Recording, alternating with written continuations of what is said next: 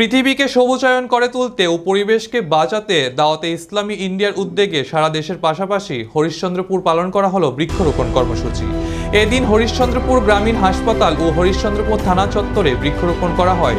দাওয়াতে ইসলামীর এক সদস্য শেখ আমিরুল হোসেন বলেন, 1 জুলাই থেকে 10 জুলাই পর্যন্ত সারা দেশে 10 লক্ষ গাছ লাগানোর টার্গেট রয়েছে।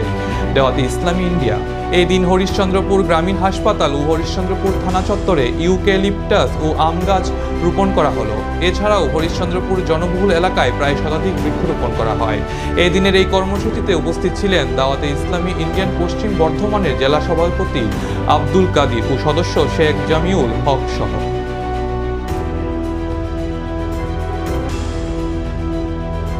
আমরা বৃক্ষরোপণ কর্মসূচিতে নেমেছি যে আজকে 2023 তারিখে 2023 সালে যে গরম ছিল, আজকে 2024 সালে সেটাকে রেকর্ড ভেঙে দিয়েছে। 2023 সালে যে বৃষ্টির অভাব ছিল 2024-এ তা কখনো অনাবৃষ্টি হচ্ছে আর কখনো বৃষ্টি হচ্ছে না। কখনো 2023-এ যা ছিল 2024-এ দেখা যাচ্ছে শীত 24 টাইমে আসার কথা ছিল, তার রেকর্ড ভেঙে দিয়ে অন্য টাইমে শীত আসছে। এই মৌসুম যে আমাদের ঋতু যে পরিবর্তন হচ্ছে, এটার বিশেষ একটা কারণ হলো বৃক্ষ না থাকার কারণে। আলহামদুলিল্লাহ দাওয়াতে ইসলামী ইন্ডিয়া সারা দেশ জুড়ে 10 লক্ষ 2024-এ এই 1 জুলাই থেকে 10 জুলাই পর্যন্ত 10 লক্ষ গাছ লাগানোর জন্য পদক্ষেপ নিয়েছে। তো কি ধরনের গাছ লাগাচ্ছেন আপনারা? এখানে হচ্ছে যেই গাছে বেশি অক্সিজেন উৎপন্ন করে তেমন ধরনের গাছকে বেশি রোপণ করা হচ্ছে। যেমন হচ্ছে বট গাছও লাগাতে পারেন, নিম গাছ রয়েছে। আপনার সুবিধার্থে যে কোনো গাছ লাগালেই হবে। একটা গাছ লাগান, প্রত্যেকে একটা করে গাছ লাগানোর চেষ্টা করে। আপনার কোন কোন জায়গাগুলোতে বিশেষ করে গাছ লাগাচ্ছেন? আমরা অল ইন্ডিয়াতে যেখানেই আমাদের দাওয়াত ইসলামীর ভলেন্টিয়ার রয়েছে, সদস্য রয়েছে, সেখানেই এই কর্মসূচি চলছে। আর আমি পুরো দেশের মানুষকে একটা মেসেজ দিতে চাই যে প্রত্যেকেই কমসে কম এই দেশের উন্নয়নের জন্য একটা করে গাছ লাগান। পরবর্তীকালে আপনাদের কি প্ল্যানিং রয়েছে এই সংস্থাকে নিয়ে?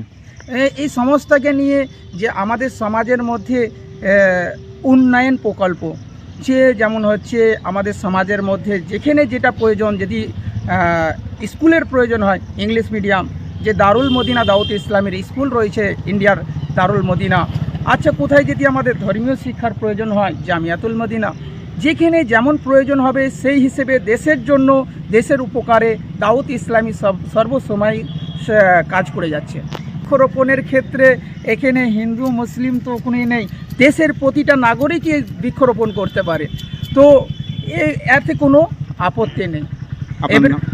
আমার নাম হলো শেখ আমিরুল হোসেন। আপনি এই সংস্থার কি দায়িত্বে আছেন? এই সংস্থার দায়িত্ব বলে তো এই সংস্থার মধ্যে প্রায় 50টি বিভাগ রয়েছে, ডিপার্টমেন্ট রয়েছে। তার মধ্যে আমি একটা ডিপার্টমেন্ট হলো মাদানী কাফলা। মানুষ আজকে নেশাগ্রস্ত, যাকে বলে মদ্যপায়ী বেড়ে যাচ্ছে। আর তার সাথে সাথে মানুষ বিভিন্ন রকম অপরাধের মধ্যে লিপ্ত হয়ে সমাজের মধ্যে সমাজ একটা দিনের পর দিন খারাপের দিকে যাচ্ছে। তো সেই জিনিসগুলোকে উন্নয়ন করার জন্য, সেই সমাজকে উন্নয়ন করার জন্য দাওয়াত ইসলামের একটি ডিপার্টমেন্ট হলো মাদানী কাফলা। এই কাফলা বিভিন্ন গ্রামে গ্রামে যে শহরে শহরে যে মানুষকে সুশিক্ষার ব্যবস্থাপনা বা এডুকেশন ডিপার্টমেন্টকে তাদেরকে বোঝানো, যাতে করে মানুষ শিক্ষার আলোর দিকে ফিরে আসে। এই সংস্থার কি দায়িত্বে আছেন আপনি? আমি দাওয়াত ইসলামীর মাদানী কাফলা একটা ডিপার্টমেন্ট রয়েছে, সেই ডিপার্টমেন্টের আমি একজন খাদিম।